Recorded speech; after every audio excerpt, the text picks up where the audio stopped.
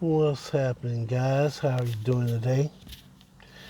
Well, as you can see, I'm at my local library, but all those pretty little signs on the door are referring to the COVID 19 pandemic. So you can only come in by appointment and you have to wear a mask, some type of face covering. So, just because I can't go inside, don't mean I can't be outside. And we're going to get into our discussion about Ramses the Great right now. Welcome back. Remember last time we were talking about Rameses the Great? And I mentioned that Ramses is one of my favorite personalities of all of Egyptian history. I think there's really two reasons for that. One is, he's a great guy. But the other is, we have an awful lot of information about him, so we can know something about him, and he gets to become a human being. He ruled for 67 years. So that's plenty of time to build up a kind of dossier, a resume. And last time we talked about the early years. And the two things I stressed was one, Ramses as a warrior, that remember the Battle of Kadesh in year 5, he marches out and fights the Hittites at Kadesh. He doesn't win, but he certainly distinguishes himself. He holds off the troops by himself, he says, and eventually at the end, he was offered a peace treaty, and he refuses it. He's only willing to take a truce because he's going to be back. So Ramses is a warrior, there's no question about it, at least in his early years. Then, I also tried to show Ramses as a builder. Remember, he built the incredible temple at Abu Simbel with those 67-foot-high statues of Ramses himself. It was a great piece of propaganda so that anybody coming north from Nubia would have to go right by it, and you see these statues of Ramses. And then if you got off the boat and you went inside the temple, what do you see? Nubians as bound captives. Pretty impressive stuff. But that was Ramses in the early years. I want to talk about the later years today. There's a bit of a mystery about Ramses. After this incredible start, really kind of an aggressive start, gonna build, gonna fight, Ramses has what we might call today a midlife crisis. His personality changes radically. He becomes more sedentary, and we're not exactly sure why. But today I want to trace the latter years of my man Ramses the Great. And I also want to show you how when you rule for 67 years and you're a powerful pharaoh, what kind of resources are available to you to build your tomb in the Valley of the Kings? You see, we're all familiar with Tutankhamun's tomb because that had all the goodies stuffed in it. But Tutankhamun was a relatively minor king, ruling for only 10 years. What about Ramses, who's Ramses the Great and rules for 67 years? So we'll talk about how a pharaoh with real resources can prepare for the next life. But let's start with Ramses as a warrior. Now, Kadesh is behind him. He's distinguished himself at the Battle of Kadesh. He has carved it on temple walls. Everybody knows he's a great warrior. But he marches out again. In year 8, he marches out to Syria again. Once again, he's going to Syria, a long haul. And he does pretty well. I mean, it's successful, but he doesn't conquer Kadesh. He comes back, but he hasn't conquered Kadesh, which is an interesting thing. Now, the reason he had to march out again, and the Egyptians marched out again and again and again, was that, remember, they never had an occupying force. When they conquered a country, they didn't leave, say, a garrison of 2,000 soldiers to make sure these people stayed in line and paid their taxes or whatever. No, the Egyptians never wanted to live on foreign soil, because if they died on foreign soil, they might not be mummified, and they'd lose their chance at immortality. So, because they never left a kind of colony in any country, they had to go back every year if they wanted the tribute. And that's what happens. Ramses marches out again and again. But year 8, goes to Syria, does okay, but doesn't capture Kadesh. Now, in year 21 of Ramses' reign, he's been reigning for 21 years now, right? He's in his 40s, right? Just about in his 40s. He signs a treaty with the Hittite king. He signs the Hittite treaty. Now remember, at Kadesh he wasn't willing to sign a treaty, right? It's, maybe a temporary truce. And the treaty is an interesting document. The Hittites really needed it. They needed this treaty. They were fighting the Assyrians. And they couldn't really battle Assyrians and Egyptians at the same time. So it's understandable, from the Hittite point of view, we need a treaty. But this is just the very time when Ramses, you might think, would march out and defeat the Hittites. They're divided, their forces, they're going to fight the Assyrians, they're going to fight us. But no, Ramses accepts it. For some reason, in the 21st year of Ramses' reign, this great warrior says, no more war. It's a very interesting document, by the way. We don't have the original version of it that the Hittites sent, but the Egyptians were pretty impressed with it. It came on a silver tablet, right? It was a silver tablet inscribed in cuneiform. Now, cuneiform is not a language, it's a script. In other words, all cuneiform means is wedge-shaped writing. So it was usually made with a stylus. You had a little triangular stylus and you impressed it on something, usually clay, and that's cuneiform. But you could write many languages in this script. In the same way, we use the exact same letters for French, Spanish, English, right? A T still looks like a T. It's the same with cuneiform. You could use cuneiform for lots of different languages. So the people who lived in the city of Akkad, they wrote in Akkadian.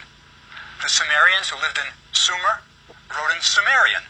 But they all used the same letters, the cuneiform script. So this tablet, the silver tablet, comes to Ramses the Great. And the Egyptians, when they wrote their translation of it, and Ramses put it on temple walls. It's on the wall at Abu Simbel, his temple that he built with the huge statues. It's on the wall at Karnak Temple, the Vatican of ancient Egypt. So he has several versions of this thing that he translated. And one of the things he says, and he says, it came on a silver tablet with seals and stuff. So they were kind of impressed with just the way it looked. It looked like a different kind of document for them. Now, it has everything that you would expect from a superpower agreement. Two superpowers making an agreement. It's got non-aggression pact, I'm not going to go on your territory, you don't go on mine. It's got mutual support clauses. If I'm attacked, you'll help me. If you're attacked, I'll help you. It's got even trade agreements. It's a kind of, I think, it's probably the first peace treaty in the history of the world that we have. I mean, it's a real document.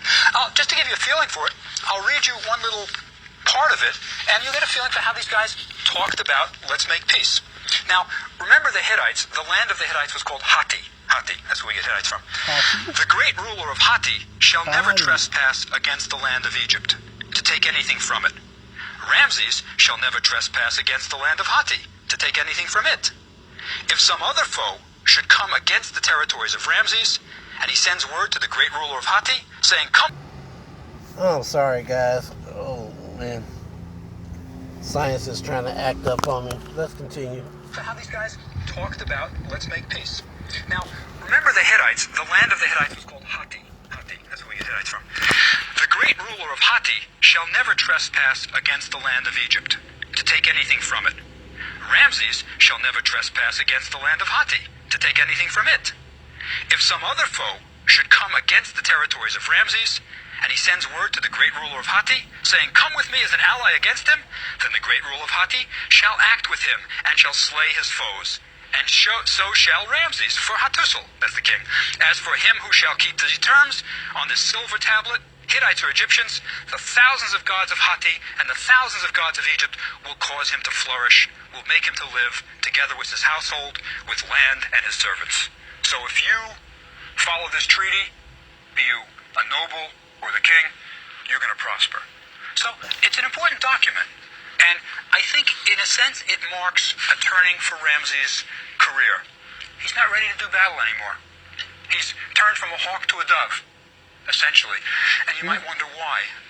It's quite interesting. Now, the next sign that Ramses has really changed, kind of mellowed in his old age, comes in year 34. Now he's in his 50s now, right? And Ramses marries a Hittite bride. Right? A Hittite, I mean, these guys were the enemies up until the treaty. Now he's marrying a Hittite bride. This is usually done not out of love. He undoubtedly never saw her when he made the deal. This is 800 miles to the north in modern Turkey, and he's there. But it cements a deal. It sort of puts the two countries on a kind of equal footing, and he's going to marry a Hittite bride. And he talks about her dowry. Right? Now, Ramses kind of has to boast no matter what happens. So, for example, if he's going to sign a treaty, it's out of his magnanimous gesture that he's letting this poor guy from the Hittites sign a treaty with him. Same with this bride, the Hittite bride. He says her dowry will be greater than the king of Babylon's daughter. Right, so this is big time. And it was a big dowry, undoubtedly. I mean, Egypt was the power in the Middle East. So when this young girl, probably, right, she's got to be a beauty or else it's not going to be sent. When this young girl comes to Ramses, she is coming with gold and silver and horses and jewels. I mean, she's coming with stuff. And it's a long haul. It's 800 miles, roughly. So she is coming with an entourage. This is going to be an armed guard. This is a major event. A Hittite princess coming to marry Ramses the Great. And one of the things that you got out of a deal like this was things that you didn't have. For example, Egypt did not have precious stones. That's a common misconception. There is not a single precious stone in Egypt. There are no diamond, ruby, emerald mines at all. But not only that, there were certain kinds of semi-precious stones that Egypt didn't have. For example, lapis. And these guys could come with lapis. So a marriage like this was a source of things not easily acquired, a source of the luxuries that makes life worth living. So Ramses was pretty happy about this deal, we can be sure. And he even carved an inscription on his temple about this marriage. And you know what amazed everybody the most? He describes the bride coming, and he's pleased with her. She is more beautiful than anything. This is just kind of stock stuff. You had to say it, to show that Ramses was really getting a good deal. Remember, he always had his favorite wife, Nefertari. I mean, she was really the apple of his eye. I mean, if you'll remember, over the temple at Abu Simbel, he said, Nefertari, she for whom the sun doth shine. I mean, Nefertari was really his sweetie. But so and she's not bothered by this young princess coming. She's not bothered. This is a political marriage. But he had to say she was beautiful, etc. But the thing that really amazed them all, and he wrote it on the temple wall, it says, Hittite soldiers and Egyptian soldiers sat down to eat, face to face, not fighting. So, wow. I wish I had a more quieter place, but I'm outside, so. Oh. The Hittites and the Egyptians were united through marriage. I suppose that's how back then a lot of tribes were brought together, because the king of one nation married a princess from another nation, and they had kids together, and if the kids survived, it joined the two empires. So basically, that was his side chick. King Ramses, Pharaoh of Egypt, had a side chick. He had multiple side chicks. But his queen, he wasn't putting nobody above her. He knew where home was. He get that work. Nah.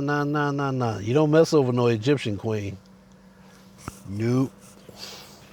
You end up in the Nile somewhere.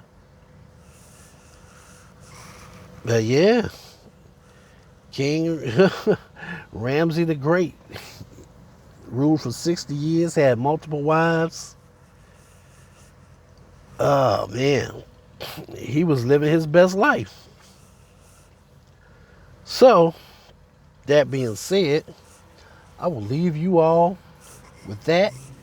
Discuss further in the comments, and we will chat later.